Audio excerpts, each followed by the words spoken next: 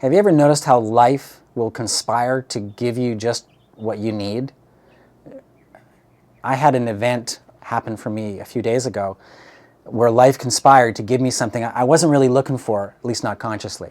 Here's what it was. It was the idea and the experience of radical sobriety.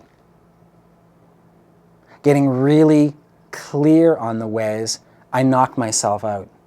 I start operating on autopilot, which is, for me, just like being asleep, being unconscious, being intoxicated by my habits of thinking and being. And I started to notice how subtly certain thoughts that I had were knocking me out. And they were familiar. They just kind of surrounded me like these objects up on top of this chest here. I was used to them.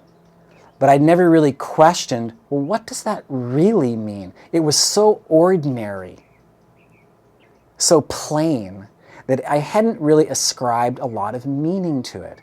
Yet, I'm discovering it's very powerful. Those kinds of thoughts that we just are used to. Not thoughts that just have words in them. Thoughts that have sounds or pictures in them. Here's the one that I learned so much from myself, and I listen to it in others now very particularly. Ever hear this sound from someone?